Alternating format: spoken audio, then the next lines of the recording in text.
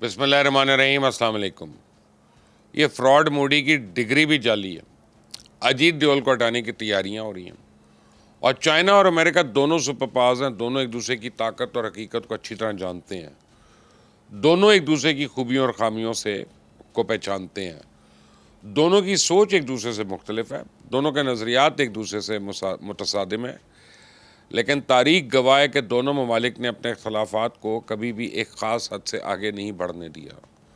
वो point of no return पर पहुंचने से पहले पहले अपने मामलात सुलझा लेते हैं। आप हालिया तजारती जंग को देख लें। पहले अमेरिका ने चाइना पे आयद करदा टैरिफ के नफाज में मोहलत दी, फिर चाइनीज़ शहरियों को अमरीका बदरी मुअत्तल की और आज प्रेसिडेंट ट्रंप ने 6 लाख चाइनीज़ तलबा को वीज़े देने का ऐलान कर दिया। ये इस बात का सबूत है कि सदर ट्रंप और सदर शी जिनपिंग इस तनाव को ख़त्म करना चाहते हैं और दोनों किसी न किसी नतीजे पर पहुंच गए हैं।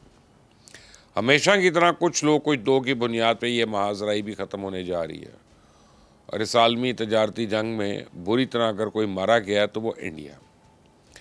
आप पिछले 3 महीने के दौरान मोदी सरकार की डींगों का जायज़ा लें। आप राहुल गांधी के भाषण सुन लें, आप अडानी और अंबानी के दावे देख लें, हत्ता कि इंडियन मीडिया के गर्मा गर्म तज्जियों का जायज़ा ले लें। आपको लगेगा कि पूरा इंडिया इस वक्त एक शदीद गलत फहमी का शिकार है। इनकी सोच इस मफरूज़े पे कायम है कि अगले 10 साल में इंडिया चाइना की जगह ले लेगा और चाइना अमेरिका को पिछाड़ कर नंबर 1 बन जाएगा। तो प्रेसिडेंट ट्रंप इंडिया की इस गलतफहमी को दूर करने के लिए आए रोज़ उसको जलील करते रहते हैं। आज उन्होंने एक बार फिर न सिर्फ सीज़ फायर कराने की बात की बल्कि यह दावा भी किया कि पाकिस्तान ने इंडिया के साथ तैयारे मार गिराए थे। सुने ज़रा प्रेसिडेंट ट्रंप किस तरह आलमी मीडिया और आलमी रहनुमाओं के सामने मोदी का मजाक उड़ा रहे हैं। We did a lot of jobs. We did a lot of wars were stopped that nobody thought would even be possible. And I'll tell you what, the war with India and Pakistan, that was the next level. That was going to be a nuclear war. They already shot down 7 jets. That was raging. And I said, you guys want to do trade? We're not doing any trade. We're not doing anything with you if you keep fighting. You get 24 hours to settle it. India में 50% tariff करने के लिए white house में तैयारियां शुरू हो चुकी हैं और ट्रंप इंतज़ामिया इस मुसव्वदे की ड्राफ्ट पे काम कर रही है। बैनुल-अक़वामी कंपनियों ने इंडिया को दिए गए ऑर्डर्स मनसूख करना शुरू कर दिए हैं। इंडिया के पास अब वक्त कम है, मुकाबला सख्त।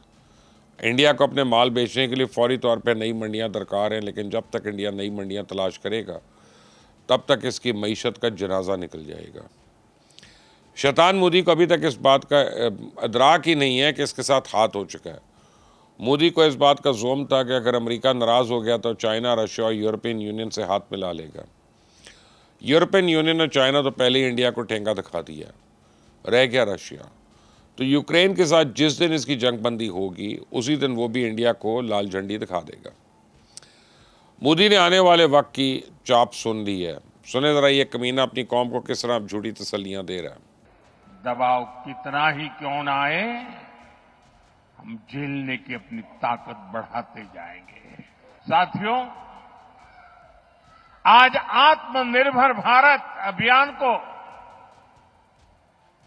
गुजरात से बहुत ऊर्जा मिल रही है और इसके पीछे 2 दशकों की कड़ी मेहनत है। मैं आपको इस कमीने की औकात बताऊं, जलसे जुलूसों में ये राक्षस मेड इन इंडिया के नारे लगाता है, लेकिन इसकी असल औकात ये है कि इसने हाल ही में ट्रंप को मनाने के लिए अमेरिकन लॉबिंग फर्म को हायर किया। वाशिंगटन में भारतीय सफारतखाना इस लॉबिंग फर्म को माहाना $2,70,000 अदा करेगा और मोदी ट्रंप को मनाने की कोशिश भारत के फ़ायदे के लिए नहीं कर रहा बल्कि अपनी खाल बचाने के लिए कर रहा है। और ब्रेकिंग न्यूज़ ये है कि मोदी और अजीत डोवाल की छुट्टी होने वाली है। इंडियन आर्मी के साबिक वाइस चीफ लेफ्टिनेंट जनरल राजा शेर अम्बनी को कौमी सलामती का मिलिट्री एडवाइज़र मुकर्रर कर दिया गया। ये रिटायर्ड बहुत जल्द अजीत डोवाल की जगह ले लेगा और मोदी के खिलाफ एक तो वोट चोरी का स्कैंडल जोर पकड़ रहा है, अब इसकी जाली डिग्री भी सामने आ गई है।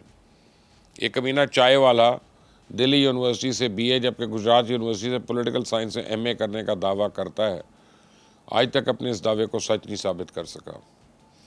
अपोजिशन ने मोदी की डिग्री देखने के लिए सेंट्रल इंफॉर्मेशन कमीशन को दरख्वास्त दी थी, जिस पर कमीशन ने दिल्ली यूनिवर्सिटी को हुक्म दिया कि प्रधानमंत्री की बीए की डिग्री पब्लिक कर दें।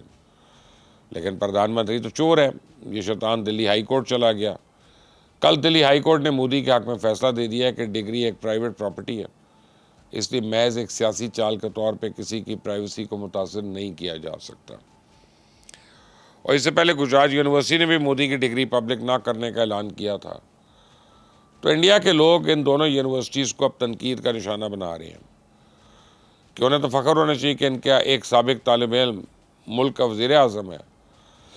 न जाने ये दोनों यूनिवर्सिटीज़ मोदी की डिग्री को छुपा कर ये अपने फ़ख्र को शर्मिंदगी में क्यों बदल रहे हैं।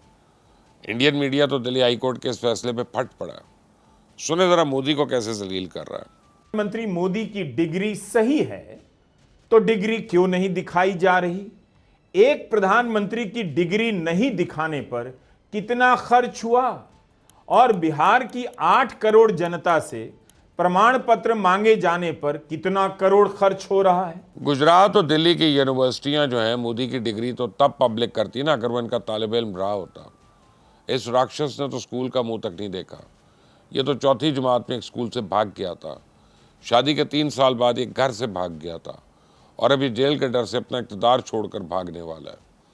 आप देखें कि मोदी की डिग्री जाली साबित हो गई तो इंडिया में एक आईनी बहरान खड़ा हो जाएगा। यह राक्षस खुद तो जेल जाएगा लेकिन अपने पीछे मुसीबतों के पहाड़ खड़े कर जाएगा। इसका 11 साला इक़्तिदार गैर कानूनी करार दे दिया जाएगा और इसके किए गए फैसले कलअदम हो जाएंगे। इसके तैनात करदा अहदेदार फारिग हो जाएंगे। 7 लफ्ज़ों में पूरे इंडिया को रिवर्स गियर लग जाएगा। जिस दिन इंडिया के वज़ीर दाखिला अमित शाह ने गिरफ्तारी की सूरत में वज़ीर आज़म और वज़ीर आला को ओहदे से हटाने का बिल पेश किया, मैंने आपको उसी दिन बता दिया था कि ये बिल मोदी को हटाने के लिए लाया गया। आप इस बिल की टाइमिंग देखें, इधर ये बिल लोकसभा में पेश हुआ, उधर मोदी की डिग्री का स्कैंडल मार्केट में आ गया। जिस दिन इस राक्षस की डिग्री जाली साबित हो गई उसी दिन ये कुर्सी से उतर के सीधा जेल में जाएगा। आरएसएस का सरबराह मोहन भागवत तो पहले ही मोदी के खिलाफ और इससे इस्तीफ़ा मांग रहा है। मोहन भागवत जो है उसने मोदी को सितंबर तक मोहलत दे रखी है। अब चूंकि मोदी ने अभी तक इस्तीफ़ा देने या घर जाने के मूड में तो नहीं है, इसलिए मोहन भागवत ने मोदी के करीबी साथियों को तोड़ना शुरू कर दिया। अमित शाह और राजनाथ सिंह ने तो पहले ही अपना वजन मोहन भागवत के पलड़े में डाल रखा है। अब मोदी के यार और बीजेपी के सदर जेपी नड्डा को हटाने की तैयारियां की जा रही हैं। तो शिवराज सिंह चौहान को भी बीजेपी में जेपी नड्डा का सख्त हरीफ माना जाता है। वो पहले भी पार्टी की सदारत का उम्मीदवार था, लेकिन मोदी ने साजिश करके जेपी नड्डा को पार्टी का सदर बनवा दिया था। कल मोहन भागवत ने शिवराज सिंह चौहान के साथ 1-on-1 तवील मुलाकात की और इस मुलाकात के बाद बीजेपी के अपने लोग कहना शुरू हो गए हैं कि अगर जेपी नड्डा गया तो फिर मोदी भी जाएगा। एक तरफ वोट चोरी का इल्ज़ाम, दूसरी तरफ जाली डिग्री, ऊपर से ऑपरेशन सिंदूर में शिकस्त की जिल्लत, तो मोदी के पास अब इस्तीफे के सिवा कोई चारा नहीं बचा। ये शैतान पाकिस्तान पे दोबारा हमले के लिए मानसून ख़त्म होने का इंतज़ार कर रहा था, लेकिन इंडिया के सियासी हालात बता रहे हैं कि मानसून ख़त्म होने से पहले इस शैतान का अपना इख्तिदार ही ना ख़त्म हो जाए। देखते रहिएगा इस चैनल को, मज़ीद खबरें आपको पहुंच जाएंगी अगर आप इसको सब्सक्राइब करेंगे, बेल आइकॉन को प्रेस करें। अल्लाह हाफ़िज़।